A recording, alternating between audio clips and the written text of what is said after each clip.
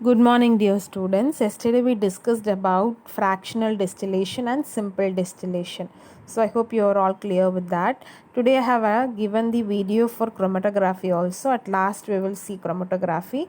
First we'll start off with solutions. Once we complete solution, we'll see what is chromatography.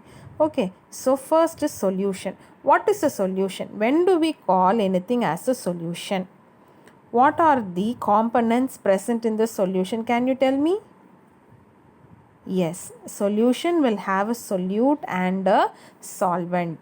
A solution is a homogeneous mixture. Homogeneous means what? Uniformly or a single phase, completely showing a single phase mixture. We call it as a homogeneous mixture of two or more substances. When you mix two or two things also, it will give only one single phase of a solution. Then that solution we call it as a homogeneous mixture. In a solution, the component present in lesser amount by weight we call it as a solute, and the component present in larger amount by weight we call it as a solvent. So lesser amount by weight na, if you are mixing a spoon of sugar in a glass of water, spoon of sugar will be the solute, glass of water will be the solvent.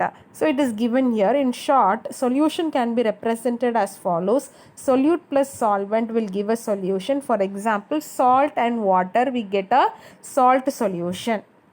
Types of solution based on the particle size of the solute. The solutions are divided into three types. So it is divided into three types. Let us study them first. So if you can see here, see this activity. Take bottles containing sugar, starch and wheat flour. Okay. Add 1 teaspoonful of each one in a glass of water and stir well. Okay, like cornstarch, anything you can take. Okay, so you have to take each one in a three bottle. You have to mix it and you have to leave them aside for some time. Now we will see what is happening for sugar in water, starch in water and flour in water.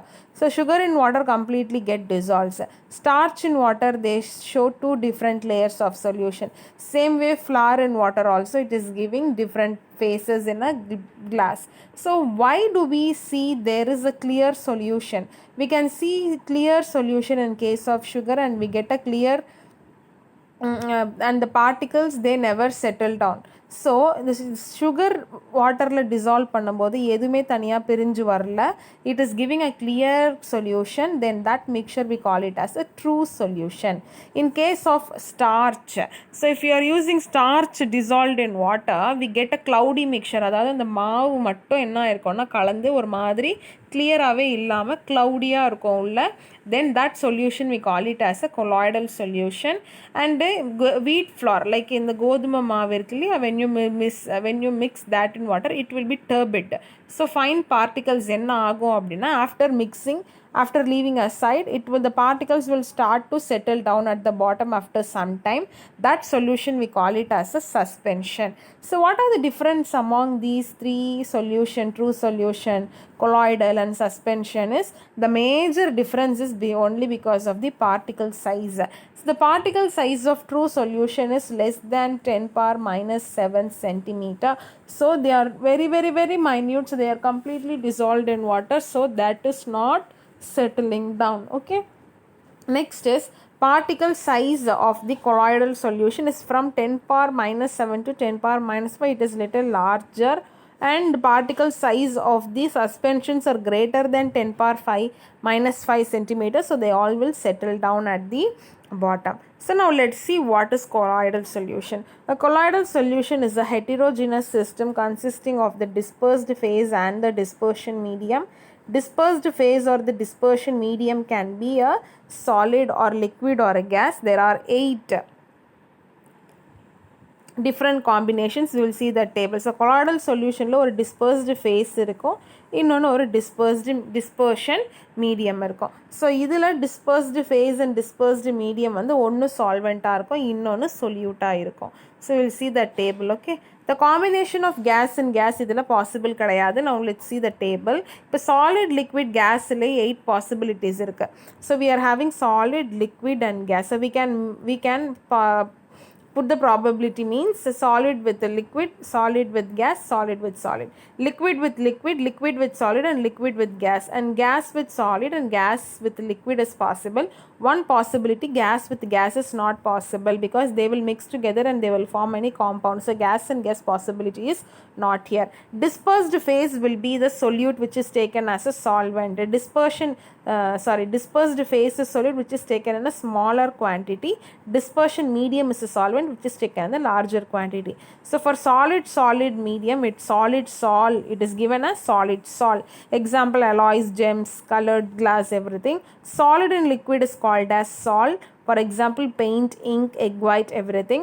Solid and gas is aerosol, smoke and dust. Solid then liquid with solid is gel, curd, cheese and jelly.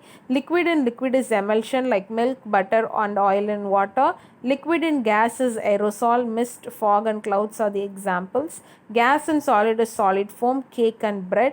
Gas and liquid is foam, for example slope lather and aerated water. That is all about. Next we are going to see two different effects from this colloidal solution. One is Brownian moment. So when colloidal solutions are viewed under the powerful microscope, it can be seen that colloidal particles are moving constantly and rapidly in zigzag direction. So when you are when you are dissolving a colloidal particle, so colloidal solution என்னது, starch வந்து வாட்டரில் dissolve பண்ணிவிட்டு அதை நம்ம powerful microscope அதில் view பண்ணும்போது you can see the particles ஜிக்ஸாக்காக இந்த மாதிரி ஒரு ரேண்டம் டைரக்ஷனில் மூவ் ஆகிட்டே இருக்குது. இந்த டைரக்ஷனை வந்து நம்ம ப்ரௌனியன் மூமெண்ட்டுன்னு சொல்கிறோம் because this was found after the person called Brownian. So the Brownian movement of colloidal particle is due to the unbalanced bombardment of the particles by the molecules of dispersion medium. ஏன் இது வந்து move ஆகிட்டே இருக்குன்னா அந்த particles எல்லாமே என்ன ஆகுது, ஒன்னோட ஒன்று இடிச்சுக்கிட்டே இருக்கிறதுனால there is a continuous random movement. That movement we call it as a Brownian movement. Okay. Next is Tyndall effect. So this was observed in 1869 by the person called Tyndall. So it was done with the help of the the suspension and colloidal solutions. This is not observed in true solution. Why? Because we will see the reason. So what he did is he used a strong beam of light and focused on a colloidal solution. ஒரு colloidal solution எடுத்துக்கிறாரு, அதில் ஒரு torch light எடுத்து அந்த torch லைட்டை அடிக்கும்போது என்ன ஆகுதுன்னா அந்த torch light is able, the beam becomes visible. We can see the beam of light. You can see this picture here. So that beam of light becomes visible. அந்த laser beam அனுப்பும்போது உள்ள விசிபிளாக இருக்குது. இதே வந்துட்டு பியோர் வாட்டரில் பண்ணும்போது it is not visible because உள்ளே வந்து பார்ட்டிகல்ஸ் என்ன இல்லை, பியோர் வாட்டரில் தனியாக பார்ட்டிகல்ஸ் மூமெண்ட்டில் இல்லை. மூமெண்ட்டில் இருக்கும்போது மட்டும்தான் ஆர் த பார்ட்டிகல் சைஸ் லார்ஜராக இருக்கும்போது மட்டும்தான் we can see the laser light visible inside the colloidal solution. So this he observed in the shape of cone. So இந்த Tyndall cone சொல்கிறாங்க. The phenomenon is called as Tyndall effect and the illuminated path we call it as a Tyndall cone, and this is not observed in true solution. The beam of light coming from headlights of vehicles is due to the Tyndall effect. So the beam of light headlight la irundha vehicles la headlight la irundha light varala, that is based on the Tyndall effect only, and the blue color of the sky is also due to the Tyndall effect only. Now the particle sizes are given. Particle size in suspension is greater than 100 nanometer.